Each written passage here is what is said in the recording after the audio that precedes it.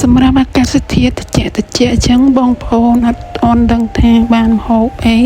តោះមើលធ្វើស្លផើទំពាំងជាមួយខ្ញុំទាំងអស់គ្នាចំពោះមុខម្ហូបស្លទំពាំងនេះគឺបែបស្រុកស្រែជនបទហើយក៏រូបមន្តរបស់អ្នកតែខ្ញុំដែរ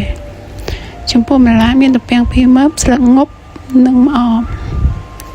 ចំពោះទំពាំងគឺខ្ញុំបកសម្បកវាចេញ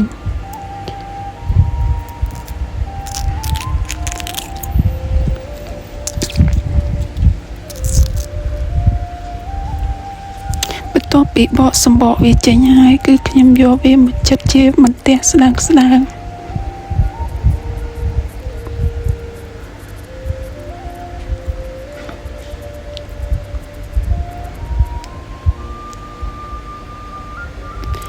សម្រាប់ស្លឹកងប់ខ្ញុំយកតែ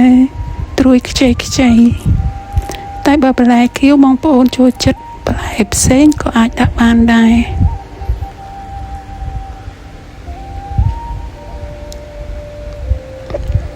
ចំពោះវិធីធ្វើរបស់ខ្ញុំគឺខ្ញុំដាំទឹកឲ្យពុះ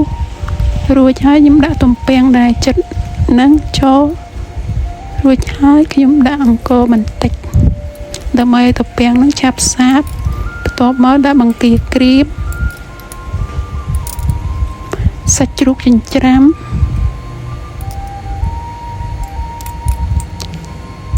បន្ទាប់ពីដាក់សាច់ជ្រូកចិញ្ច្រាំចូលហើយខ្ញុំងាស់វារហូតដល់ទំពាំងនឹងសាបបន្ទាប់ពីទំពាំងសាបហើយខ្ញុំដាក់ទឹកប្រហុក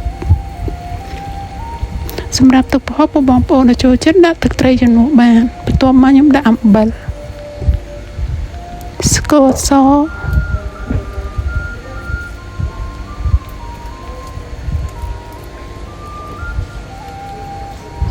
្សៅស៊ុប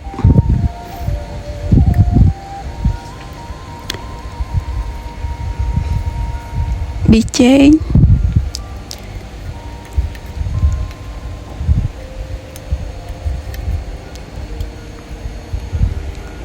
ម្អមខ្ញុំបង់ដើម្បីឲ្យទឹកស្លយើងកាន់តែឈ្ងុយបន្ទាប់មកជាចុងក្រោយខ្ញុំបង់ស្លឹកងប់រួចហើយខ្ញុំកូរវាឲ្យសព្វឲ្យបន្លែនឹងទន់ជាការស្រេចអរគុណពុកម៉ែបងប្អូនទាំងអស់គ្នាដែលទស្សនា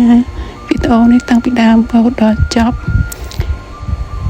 ជួបខ្ញុំនៅវីដេអូក្រោយបើសិនជាបងប្អូនពេញចិត្តជួយចុច like និង subscribe ឲ្យខ្ញុំមួយផងអរគុណ